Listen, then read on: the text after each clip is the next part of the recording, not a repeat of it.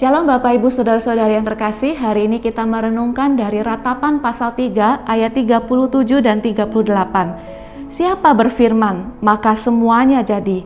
Bukankah Tuhan yang memerintahkannya?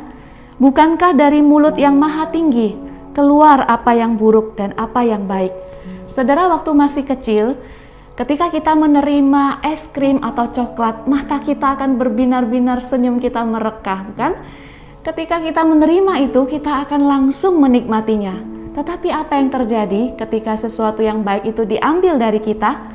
Kita mungkin tidak mengerti kenapa es krim yang enak itu diambil dari kita. Lalu kita mulai sedih, marah, kecewa, bahkan mungkin menangis. Saudara, seringkali tanpa kita sadari, kita masih bersikap seperti anak kecil tadi. Kita sering menerima sesuatu yang baik tanpa menyadari bahwa itu sesuatu yang istimewa dari Tuhan. Ketika sesuatu yang baik itu diambil dari kita, kita mulai menyalahkan Tuhan. Bahwa Tuhan tidak adil, Tuhan tidak baik, Tuhan tidak peduli, Tuhan tidak sayang kepada kita. Padahal selama kita menerima yang baik itu, kita sering kali bersikap take it for granted. Kita merasa sudah seharusnya kita memiliki itu. Sudah sewajarnya kita mengalami yang baik itu.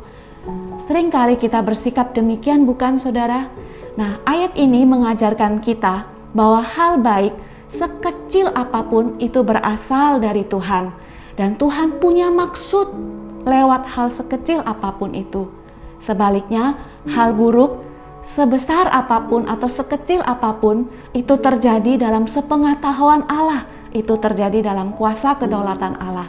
Saudara, ketika kita mengalami hal yang baik, kita ingat bahwa kita harus bukan hanya bersuka cita dan bersyukur, tapi kita juga harus belajar melihat apa maksud Tuhan lewat hal sekecil apapun yang kita alami. Sebaliknya, ketika kita mengalami hal buruk, kita belajar untuk sungguh-sungguh menyiapkan diri, menerima itu sebagai rancangan Tuhan yang mulia. Mungkin kita tidak mengerti apa yang menjadi maksud Tuhan dalam hidup kita ketika kita mengalami hal buruk. Namun kita mau belajar meyakini bahwa Tuhan tidak pernah bermaksud jahat dalam hidup kita. Tuhan punya sesuatu yang Tuhan ingin genapkan lewat kejadian buruk yang menimpa kita. Saudara, hari ini kita belajar baik atau buruk hal yang menimpa kita. Kita belajar untuk meyakini semua itu berasal dari Tuhan dan ada tujuan Tuhan yang mulia di dalamnya. Mari kita berdoa. Tuhan, kami bersyukur Tuhan mengingatkan kami bahwa kami harus mengucap syukur baik keadaan buruk ataupun keadaan baik. Tolong kami untuk boleh menggenapkan rencana Tuhan, untuk boleh melakukan apa yang Tuhan mau dalam hidup kami. Terima kasih Tuhan, dalam nama Tuhan Yesus kami berdoa dan kami bersyukur. Amin.